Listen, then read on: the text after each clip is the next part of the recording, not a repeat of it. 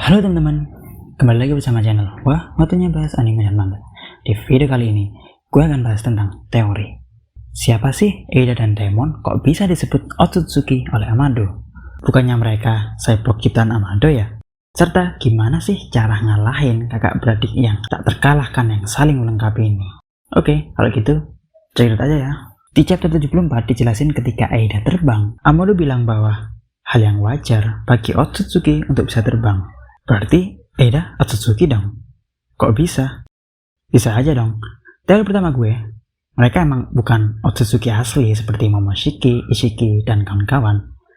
Tapi kasus mereka mirip Boruto dan Kawaki, di mana mereka adalah Otsutsuki yang tercipta karena wadah karma dan data Otsutsuki tersebut sukses terinstall. Namun karena suatu alasan, Otsutsuki yang asli tidak bisa bangkit lagi dari karma tersebut. Oke, terus emang gimana caranya Amado nyiptain cyborg yang bisa punya karma Otsutsuki? Simpel aja prosesnya. Hampir mirip dengan bagaimana Amado membantu Jigen memberikan karma Ishiki ke Kawaki lewat eksperimennya ke anak-anak sampai cocok dan berhasil ditanam karma. Nah, tapi kalau Jigen dan Amado kan udah tahu kan ya, terus bagaimana hubungan Amado dengan dua Otsutsuki tersebut? Ini masih misteri sih.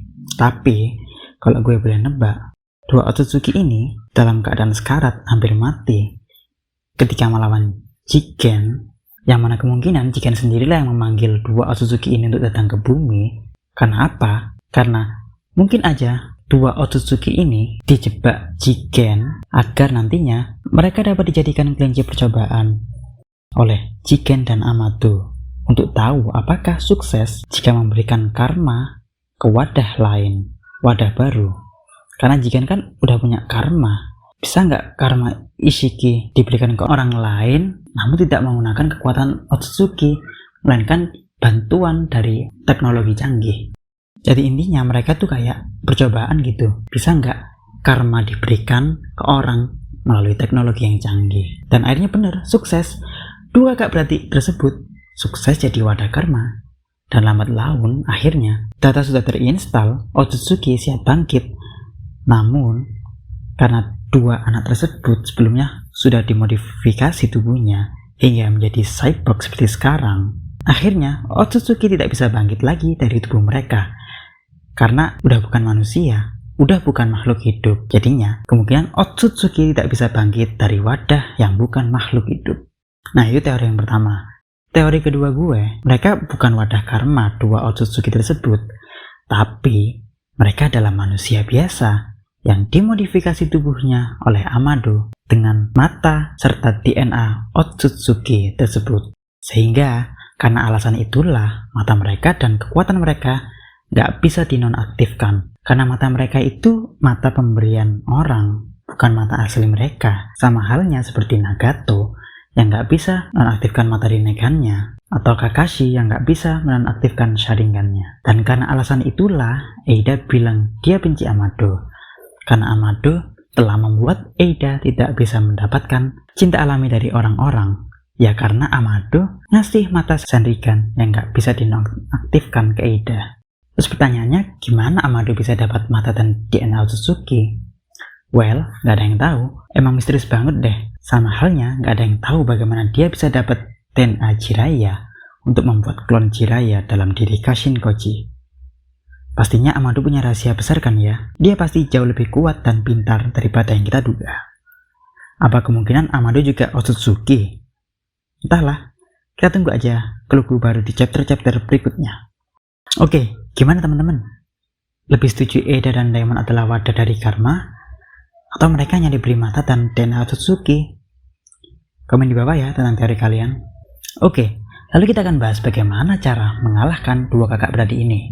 Tentunya, cara paling masuk akal untuk ngalahin mereka adalah Amado mematikan sistem mereka. Sama halnya seperti Delta yang bisa dia matikan dengan kode suaranya. Tentunya, Amado yang memprogram mereka pasti juga bisa dong matiin mereka, men-shutdown mereka. Apalagi kalau teman-teman ingat, dua kakak beradik itu kan sebelumnya juga tertidur dan terkunci dalam suatu tempat penyimpanan di markas Kara rahasia milik Boro. Dan alasan mereka ditidurkan adalah karena kekuatan mereka yang kini melebihi Jigen.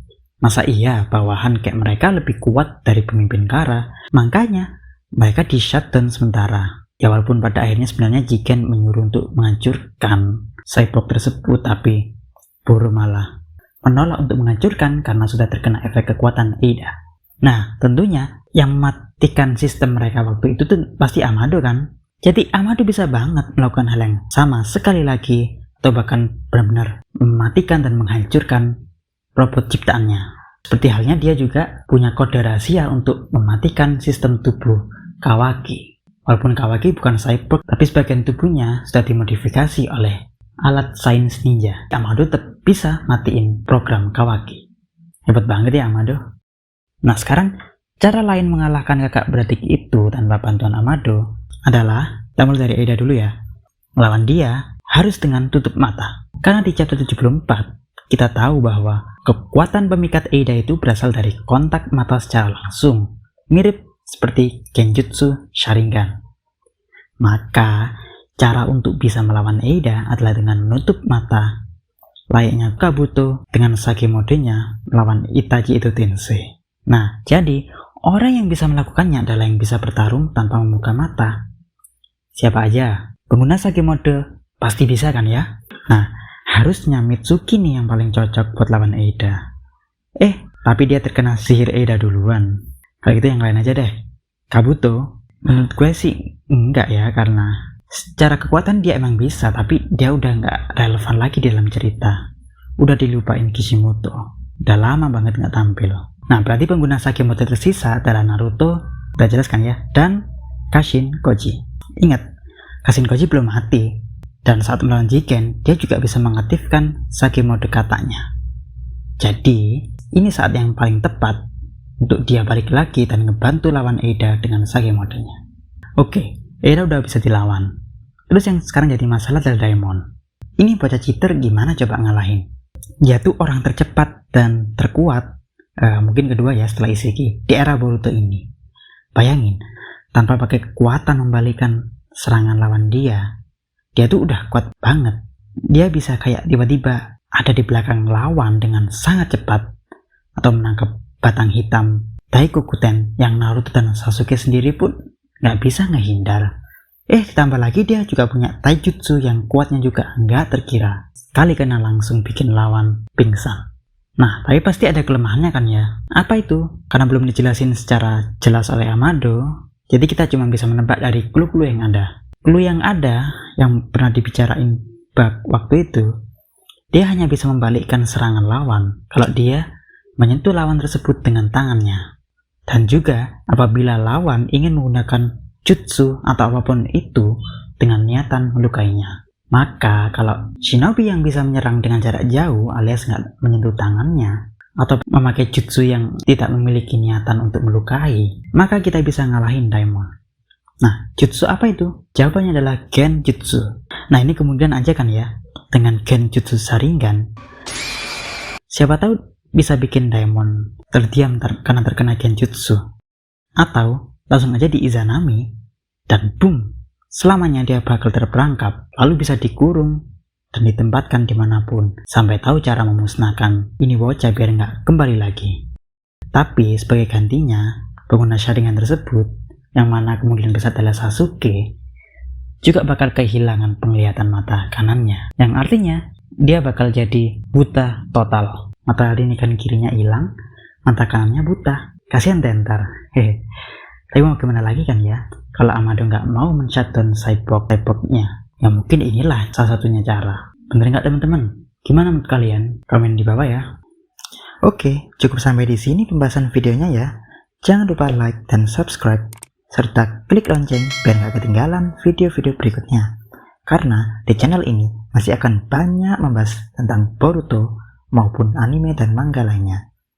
Jadi, stay tune ya. Terima kasih. Salam WWBA.